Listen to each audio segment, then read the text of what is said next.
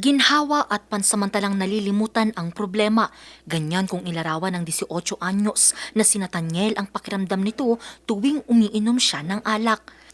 Anya, 10 taong gulang pa lamang siya nang mamulat ito hindi lamang sa realidad ng buhay, kundi sa ganitong bisyo. Bagamat mali para sa iba, dito lang daw siya kumukuha ng lakas para maging masaya sa nakakapagod na trabaho. Pang-relax kasi yun, ma'am.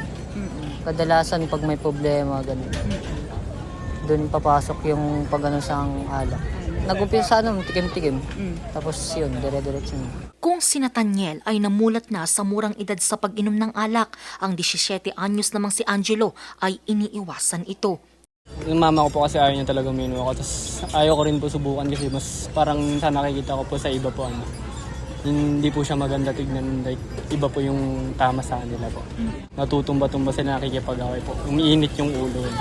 Para maprotektahan ang mga kabataan sa bisyong ito, isinusulong ngayon ni Councilor Elmer Datwin na itaas ang edad ng mga maaaring uminom ng alak sa Baguio City. Sa ngayon, 18 years old pataas ang legal drinking age base sa Ordinance No. 1, Series of 1990 o ang Revised Liquor Code ng lungsod. Pero sa panukalang Ordinance No. 2320 ni Councilor Datwin, dapat itong itaas sa 21 years old. Pinabago po natin yung liquor ordinance to address pressing concerns sa ating community ngayon. Mandatory legal drinking age that is going to be increased from 18 years old to 21 years old.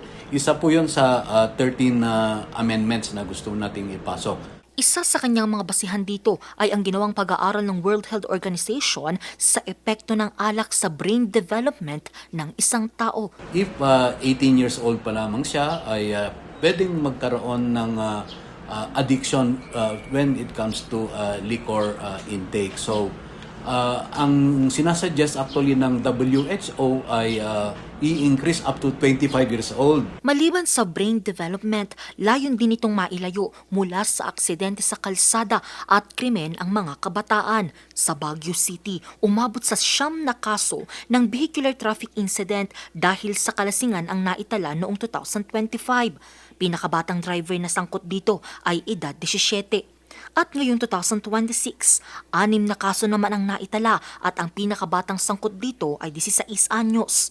Yes, maganda rin naman po yung ordinance na yan kasi nga, syempre, it will reduce yung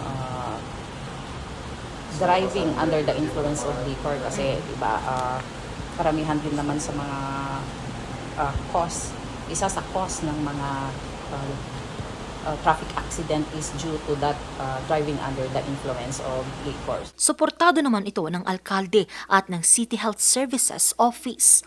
Yeah, I fully support it. For one, maraming advantages yon. Alam mo kasi ang brain development ng bata, maabot siya hanggang 20-year-old siya. Kung nagkaroon ng certain type of intervention dyan, like alcohol, pwedeng maapektuhan yung brain development ng bata at it will also increase yung probability na magkaroon ng addiction. Kung noon, sabi natin moderate drinking, this time zero. It's a zero alcohol intake.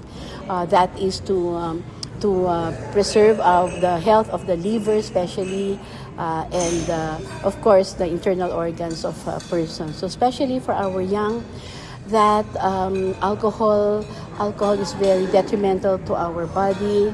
Kahit konting alcohol lang po can really affect our organs already. So importante po, they do not start drinking alcohol. Kung sakaling maaprobahan ito ng Konseho, BCPO, BOSD at Business Permits and Licensing Division ang siyang magpapatupad nito sa pag-iikot nila sa mga bar sa lungsod. Babantayan rin nila ang pamilihan ng mga alak.